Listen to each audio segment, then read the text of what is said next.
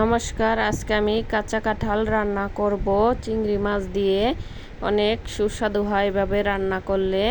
ভিডিওটা না টেনে শেষ পর্যন্ত দেখতে থাকুন।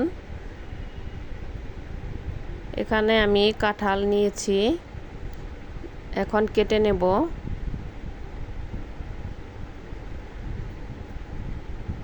কাটার আগে হাতে সরিষার তেল মাখিয়ে নিলে আঠা লাগবে না।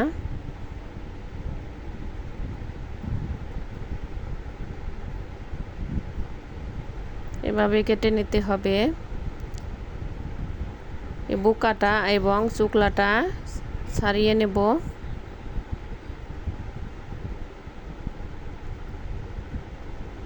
এভাবে পিস পিস করে কেটে নেব। এখানে আমি জল নিয়েছি, জলের মধ্যে দিয়েছি অল্প একটু হলুদ গুঁড়া, যাতে কাঁঠালের কালারটা সুন্দর দেখায়।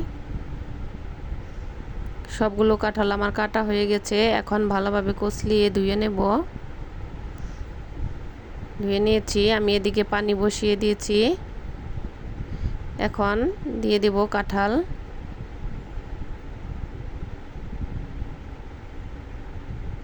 কাঁঠালটাকে আমি সিদ্ধ করে নেব। দিয়ে দেব হলুদ গুঁড়া, লবণ দিয়ে নেড়েচেড়ে আমি ঢাকনা দিয়ে ঢেকে দেব।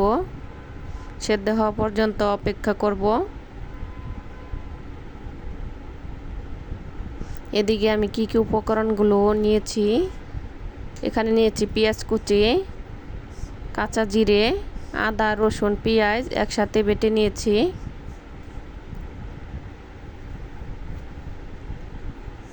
আলু এরকম পিস পিস করে কেটে নিয়েছি। এখানে নিয়েছি গরম মশলা বাটা, আর নিয়েছি চিংড়ি মাছ। লবণ হলুদ দিয়ে ভালো করে মেখে নিয়েছি।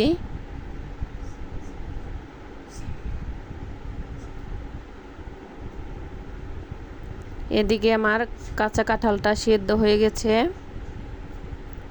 ছাঁকনির মধ্যে এখন ঢেলে পানি ঝরিয়ে নেব।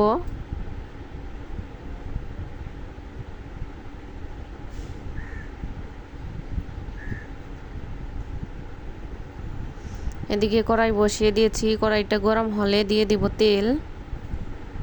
তেলটা গরম হলে দিয়ে দেব আলু। এর মধ্যে দিয়ে দিব অল্প একটু হলুদ গুঁড়া,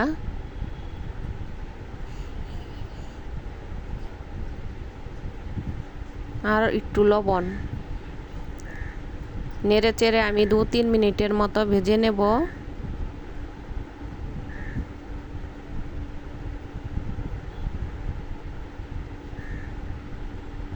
দু তিন মিনিটের মতো ভাজা হয়ে গেছে, এখন উঠিয়ে নেব।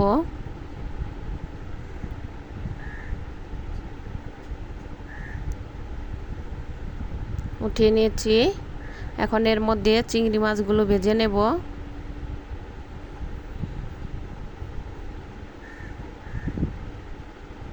চিংড়ি মাছগুলো আমার ভালোভাবে ভাজা হয়ে গেছে, বেশি ভাজবো না, হালকা ভেজে নিয়েছি। এখন উঠিয়ে নেব।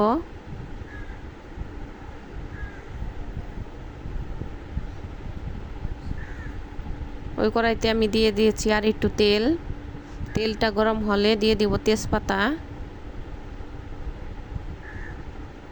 এখন দিয়ে দিব কাঁচা জিরে, এলাচ আর লবঙ্গ, দিয়ে দিব দারচিনি। 2 মিনিটের মতো ভেজে নিয়েছি, এখন দিয়ে দিব পেঁয়াজ কুচি। পেঁয়াজটাও আমি 2 মিনিটের মতো ভেজে নেব। 2 মিনিটের মতো ভাজা হয়ে গেছে, এখন দিয়ে দিব বাটা মশলাটা। ভালোভাবে নেড়ে নেব। দিয়ে দেব এখন শুকনা মশলাগুলো। দিয়ে দেব 1.5 চামচ হলুদ গুঁড়া,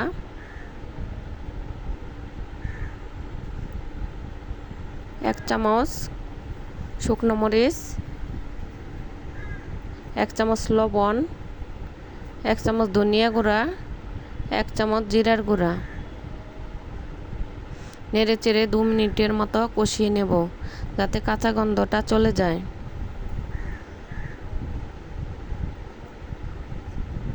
2 মিনিটের মতো কষিয়ে নিয়েছি, এখন দিয়ে দিব অল্প একটু পানি।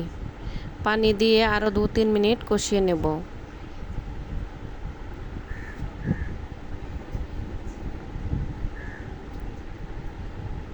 মশলাটা কষানো হয়ে গেছে, এখন দিয়ে দেব কাঁচা কাঁঠাল সিদ্ধ করে রেখেছিলাম সেগুলো। ভালোভাবে নেড়েচেড়ে মশলাটাকে মিশিয়ে নেব। মেশানো হয়ে গেছে, এখন দিয়ে দেব ভেজে রাখা আলু। আলুটাকেও ভালোভাবে মিশিয়ে নেব। আর একটু পানি দিয়ে আমি আরও 3-4 মিনিট কষিয়ে নেব, ঢাকনা দিয়ে ঢেকে। চুলার আঁচ মিডিয়ামে রেখে 3-4 মিনিট হয়ে গেছে, এখন ভালোভাবে নেড়ে চেড়ে দেব।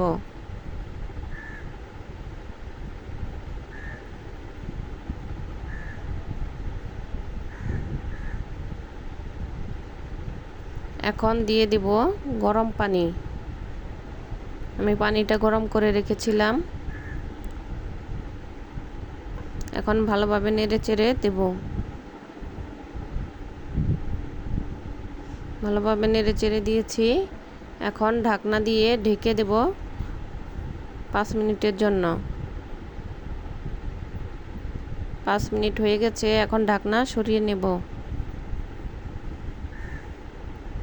এখন দিয়ে দেব ভেজে রাখা চিংড়ি মাছ। চিংড়ি মাছটা দিয়ে ভালোভাবে নেড়ে চেড়ে নেব।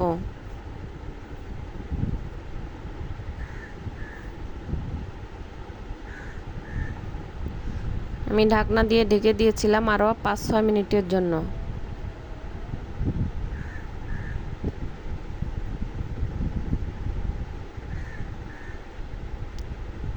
এখন দিয়ে দেব গরম মশলার বাটাটা।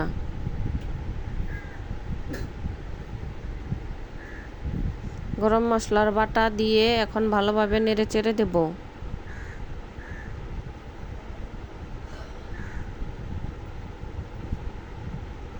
নেড়ে চেড়ে দিয়েছি, এখন দিয়ে দিব অল্প একটু ঘি। ঘি দিয়ে আমি চুলা বন্ধ করে আমি 5-6 মিনিট ঢাকনা দিয়ে ঢেকে দিয়েছিলাম। দেখুন কত সুন্দর হয়েছে, খেতে অনেক মজার। যদি ভিডিওটা ভালো লাগে অবশ্যই লাইক, কমেন্ট, শেয়ার এবং সাবস্ক্রাইব করবেন। শেষ পর্যন্ত দেখার জন্য সবাইকে ধন্যবাদ।